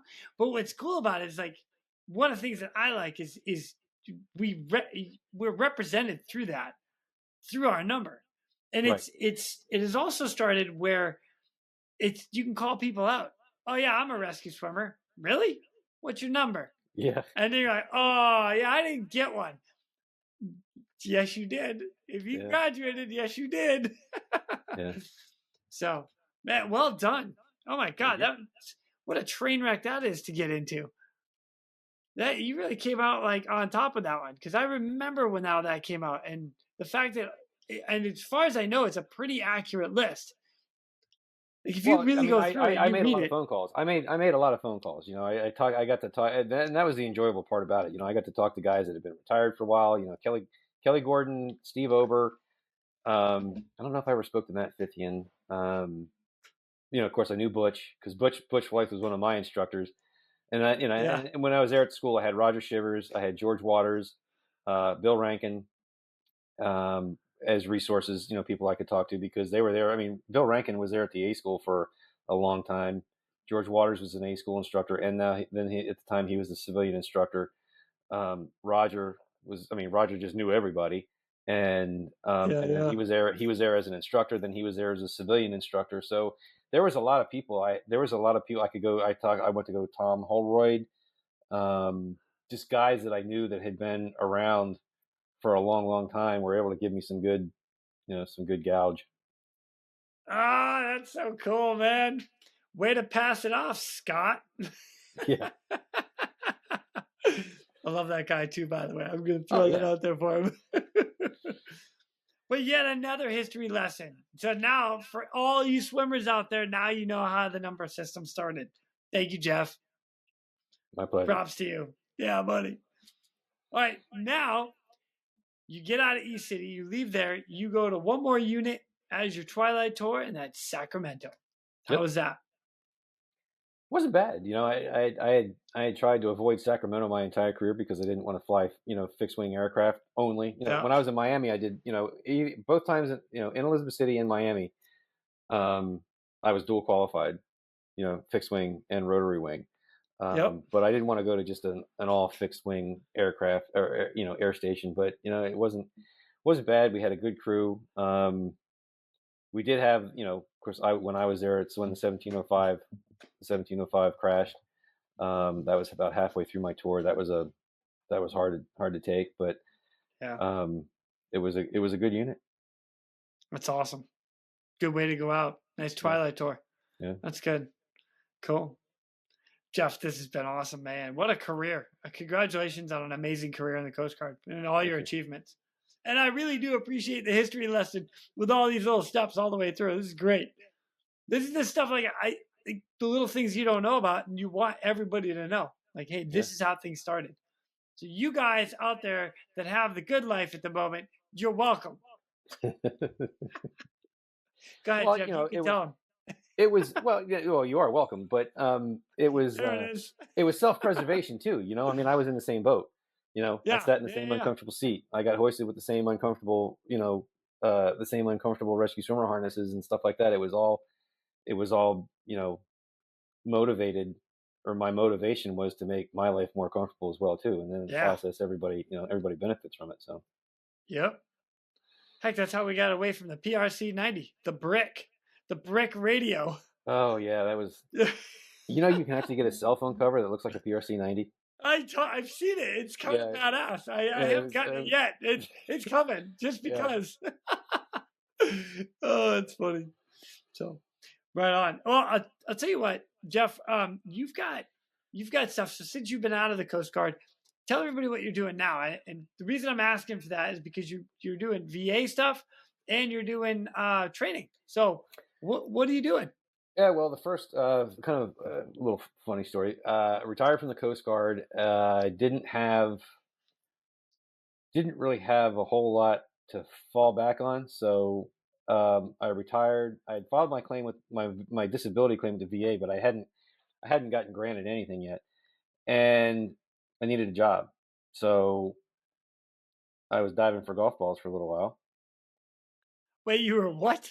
I was diving for golf balls, so I had all my rescue swimmer, all the wetsuits and everything. Legitimate, diving. Yeah, 8 cents a golf ball. You get 8 cents a golf ball. It was a contract. That was a job. That's freaking awesome. Contract, and it was it's not as awesome as it sounds, but what it is you wear, because you're in the mud and the muck all day long. Three tanks of air. You're climbing in all these gross ass golf course ponds. Thank God I wasn't in Florida because I wouldn't have done it there. I'm not going to go swimming with alligators. But you wear a bag around your neck. You don't use fins because you got to walk. You wear a bag around your neck, and you can't wear gloves because you got to be able to feel the golf balls. And you're just scooping up with your hands, feeling for golf balls. Get 3-4 golf balls in your hand at each time. Put it in the bag, grab more, put it in the bag, grab more, put it in the bag, and you just, you try to get about 3,000 golf balls a day. And it is a good day at 8 cents a golf ball. At least that's what it was back in 2012. So I got tired of diving for golf balls, and I decided to apply for a job with DAV, Disabled American Veterans, as a VSO. Part of the process for that was you had to go to the vocational rehabilitation office. They got a different name for it now, but you had to go there and get a letter so that you could enter into what they call an OJT program. So they would, to supplement your income, they take from your GI Bill while you're going through the training to be a veteran service. A VSO is a veteran service officer. So when you go to DAV, when you go to Veterans of Foreign Wars, there's the Purple Hearts, there's the Swords to Plowshares. There's each state has its own, like California has CDVA. These veteran service officers are trained to assist veterans file their claims for benefits with the Veterans Benefits Administration. Some of them pay better than others, and DAV is one of those that actually pays a little bit better than some of the others. AMVETS is another one. But in the process of going to get this letter, I had to sit down with the guy that ran the vocational rehabilitation program. And once he found out that I was in the Coast Guard, his ears perked up because his daughter was a reserve officer in the Coast Guard. And we just started talking. And I told him about my career. I told him a lot of the stuff that we talked about today. And I was in his office for hours. And he's like, well, you know what? We're also hiring these veteran service representatives here at the VBA. It basically does the same job as a VSO, but it pays better. He's like, you don't have a college degree, which is a requirement, but you have enough college credits with your military service. He's like, give me your resume, and I'm going to reconfigure your resume, and we'll see if we can get you hired. And a month later, I had a job. Wow. So that was in 2013. Yeah. That was in 2013, and I'm still currently with the VA, but just waiting to find out. I applied for the delayed resignation program, so I'm just waiting to see if that happens. But I'm ready to, move on from that into something else. That's incredible. So, just out of curiosity, then, if anybody's got questions about the VA, can they call you? Yeah, I get called. I tell everybody. I've helped several swimmers and pilots. Get if they're stuck on something with their I'm not going to be the one doing the work, but I'm a supervisor now. But there's people that I work with that are my God, but they're so much better at their job than I ever was at being a VSR. So that's a good resources. So if you got any questions, give me a call. Right on. And you're doing a little training. Yeah, I started with, in fact, when Butch Flythe was getting ready, when I went back to the A school to be an instructor in 2006, Butch was getting ready to retire, Butch Flythe. And he had a couple of irons in the fire, and he was on the fence. He was either going to go with SRT helicopters or Priority One, and he wound up going with Priority One. And he's like, well, I'm not going to be doing any work with SRT, but it's a great organization, great president, CEO. Give him a call. So I gave him a call, and I think within a month I was in Orlando doing the ALEA show, sitting in the booth with him, and I did a couple of jobs with him in the early mid, 2007, I think 2009. We did like San Antonio Police Department and Baltimore County Police Department. That's where I got to fly with Blake Burris, for the first time. We'd all heard the story. Yeah. The story, Blake was the guy that, flew the aircraft. Flew into the cave. Flew the 65 into the cave. Basically, the beginning of Advanced Rescue Swimmer School. That's the SAR case that created Advanced Rescue Swimmer School. But Blake is also a pilot with SRT. And when we were there at Verticon, Blake was there. And it's always good to see Blake. I love that guy. I've been trying to get him to come on here too. Maybe one day. I'll twist his arm. Maybe one day. All right. I'll twist his arm. Please do. but yeah, I'd always real. I'll track him down. But I'd always stayed in touch with Chris. I hadn't really worked with him that much since 2009, but we've always stayed in touch. And now that I'm looking for I'm trying to get while I'm still young enough and able enough to still do it, I want to do it, one kind of like one last hurrah. I don't enjoy sitting behind a desk on a computer all day long. So hopefully, I'm going to try to, I want to divert, I'm not going to try, I will. I want to divert more energy towards working with SRT and seeing what that has to offer. Right on. Cool. Jeff, this has been an absolute blast. I've got one more question for you, and then we can close it out. But with everything that you've been through, right, and all these history lessons and how you got involved with trying to make things better, if you had a piece of advice that you'd pass on to everybody doing the job, what would it be? Don't let anybody tell you no. If you got a good idea, if you think you got a good idea or you have a good idea, don't let somebody tell you no, because a lot of times that could just be their ego. You came up with a good idea that they didn't come up with, and they don't want you to succeed. Screw it. Give it a whack. Grip it and rip it. Oh, yeah, buddy. As my buddy Andrew Yustin, I would say, is like, no is just a yes to a different question. Yeah. That's it. I mean, that's good, because, man. If I had, like with the Trisar, if I had, just sat there and just been part of the echo chamber of people that were just bitching and complaining about, well, why doesn't the stand team get us, one of the things that I learned on the stand team, because when I was on the stand team, I got to see it from both sides, because I was an ASM that got reviewed and critiqued by the stand team, and I was an ASM or an AST that got to see it from the other side, Yeah. And one of the things that everybody on the stand team, when you travel around to all the various stations, everybody comes to you with their complaints.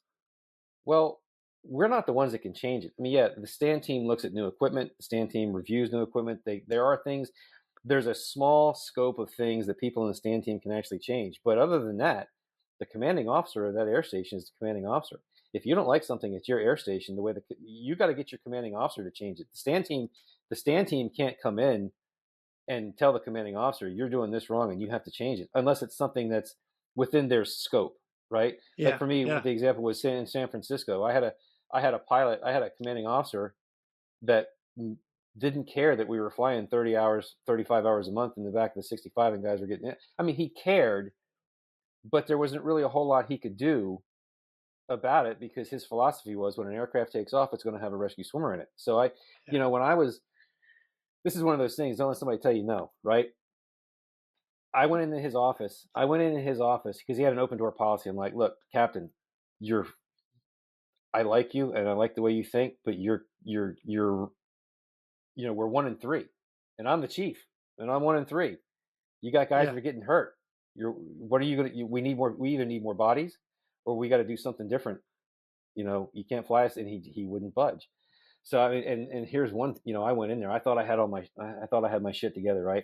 I had a meeting with, it had the engineering officer, the ops officer, the warrant, the maintenance warrant, all the chiefs, and all the various engineering departments. And I went in there to try and change my mind. And I didn't have enough information. I didn't have enough data, right? And the operations officer, he spit me up and chewed me out. I mean, he made me feel like that. I mean, I was devastated. I was like, holy cow, man, that guy just fucking wrecked me. I'm sorry. I'm like, that guy just wrecked me in front of everybody and made me look like a fool, right? Like I was just crying.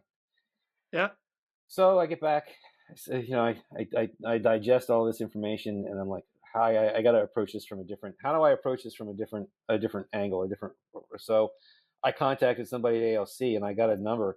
I was able to put together a spreadsheet, and I could prove through data and numbers that the ASTs in San Francisco had more flight hours on them than any other air station in the Pacific area, in the Pacific region. Even North Bend, guys, because they had the facility in North Bend. Yeah, they had two. You got the sorties flying to and back every day. Yeah, I mean, but I was able to show him in numbers that dude, you're screwing your swimmers, and we need more bodies, and you need to cut back on the flight time. And we got both. We got more bodies, and we got both, and we got the flight time cut back. So don't be afraid to look like a fool, I guess, because it's going to happen, and don't take no for an answer sometimes. Man, I love it. Jeff, this has been an absolute pleasure for me. Thank you so much for coming on and joining me. It's about time we got to catch up and do this. I am coming back out to Sacramento. When I come out, we're going to meet up. We're going to have a beer or two. All right. Absolutely. Yeah. Okay. Sounds good. I look forward to it. Thank you again for joining me. This has been awesome. Yeah. Thanks for having me. Anytime. And with that, ladies and gentlemen, we are out of here. Go. Now it's time for me to pull chocks and take off. But before I go, I'm always looking for the memorable rescues that people have done. If you have one that you're willing to share or know somebody who has a story, please feel free to reach out to me. I'd love to highlight it here at the Real ResQ.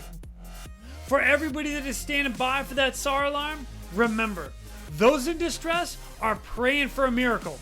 They are going to get you. So until next time, fly safe and swim hard. Thank you for joining me today here at the Real ResQ Podcast, powered by Vertical Helicast. We'd also like to say thank you to our sponsors for this episode. Blue Drop Training and Simulation.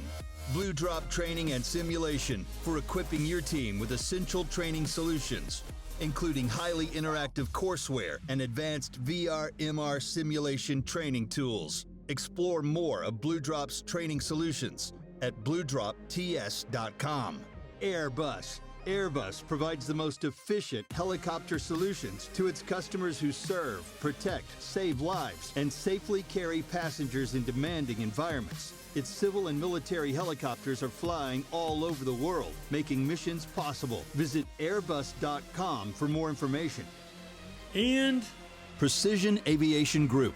Mission-critical operators and fleet managers rely on Precision Aviation Group as a worldwide leading rotor and fixed-wing MRO provider. PAG provides tip-to-tail solutions in 4 MRO segments: avionics, components, engines, and manufacturing DER services. A single point of contact gives you access to over 150 million in inventory, globally 24/7. Just call 800-537-2778. Precision Aviation Group.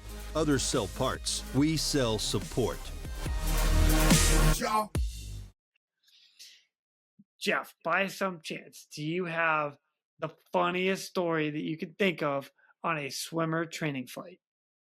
Yeah, me. I do. I was on the stand team. I love how it started. Right? You. Traverse City. Yeah, Traverse City. And I think we got done doing the SAR check, and they had a training flight mech, a female, a girl. I can't remember her name. I just remember she had blonde hair, blonde ponytail. And the flight mech instructor was just joking around with her. He's like, "Yeah, tap him 3 times on the shoulder and push him out." And we're at like 20 feet, and she taps me 3 times on the shoulder, and she pushed my ass out of that helicopter. And I'm, I land on my head, gear, I lost a mask, helmets sideways, and they picked me back up, and I'm like, I think we're done for the day. Training complete. We're going to call that not a pass. We need to go back. We need to review some things first. Yeah, we need to firm a few things up. Oh my God. I literally like 3 taps. I got another one. Okay. I got another one. All right. Brian Farmer. This is one of my favorites. Brian Farmer, right? You know how when you're getting the basket in and out of that transition section or whatever in the plane, the one swimmer's got to sit on the lap of the other swimmer? Yes. Right. So Brian Farmer's sitting on my lap, and he looks back over at me like this, and he's got this big shit-eating grin on his face. And then he goes, pissed on me. Right? I'm like, all right. So we get back in the water. And I open my suit up, I flush the water out of my suit a couple times, or whatever, get back in the plane. We went through a couple of evolutions, and we're getting ready to do a direct deployment. And we're still in the old direct deployment gear, right? The diaper I was telling you about. Yeah. So I'm the survivor, and Brian's got to rescue me. So he's getting in the direct deployment, the red diaper, right? And when he wasn't looking, I grabbed the inflation toggle of his SAR 1, and I waited for him to get all set up and everything, right? And he gives me the thumbs up, and I'm like pointing and look down, and he looks down and he sees my hand on his toggle, right? Because they teach you in A school, you have your hand on your toggle all the time, right? All the time, your toggle, right? Or you're gonna pull it, right? So he just looks at me and he goes, "No, pop that mother," and he just sucked up inside of it, Yeah. I'm glad I didn't crack any ribs though. I didn't realize that until after the end. If he'd had that too tight, he could have cracked a rib, but he survived. Oh God, I love it. These stories are my favorite. I freaking love them. Yeah. Thanks, Jeff. Yeah, man, no problem.